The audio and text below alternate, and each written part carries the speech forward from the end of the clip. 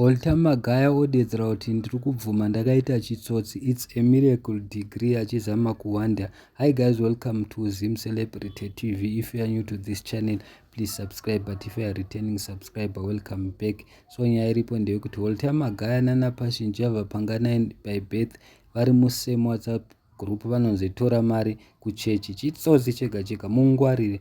University of South Africa inoti iyo hatisati takambopa Prophet Walter Magaya diploma degree or any form of qualifications. VaMagaya vakapresenta diploma kuHigh Court vachida kubvumidzwa kuita run for ZIFA president. Diploma ravo rakanyorwa kuti it's from the University of South Africa. On top of the diploma, papa vane honoring PhD from the same university. Asi university yacho yazviramba iri kuti chitsotsi muri kunyepera vanhu, hamunambodzidza kuno and hatina kumbokupai diploma.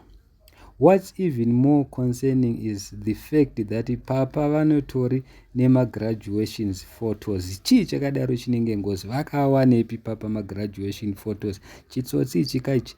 Saka terai munzwe zvataurwa neUniversity of South Africa ichiresponda. Responding to a media form of a certain international media platform, the university confirmed that based on the information provided by the said media platform, the system of the University of South Africa could not find any record showing that Mr. Magaya was ever registered or graduated with us.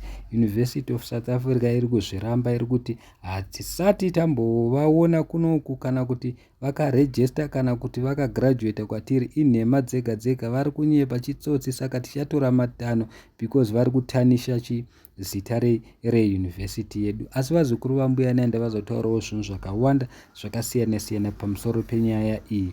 Aripo mumwe munhu akati iyi miracle degree, nemo mangonzwa Prophet vachiti semiracle degree, asi nhema kuwanda. Mumwe munhu uyu akati anointing oil yaramba kushanda kakuna vaMagaya, chitsotsi ndiyo yamunosikira muchipuhwa muchiti inoshanda muchiti ameni papa. Mumwe munhu akati iye kuprofitwa nembavha muchadzikama henyu.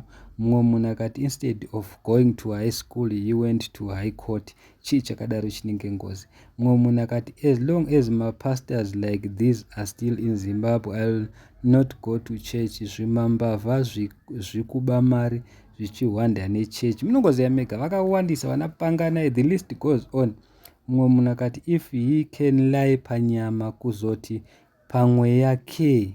Chii chakadaro? Mumwe munhu akati if he was like hanzi if he can lie panyama kuzoti pamwe yake. Mumwe munhu akati just wait for Sunday, hanzi no weapon formed against our prophet shall prosper.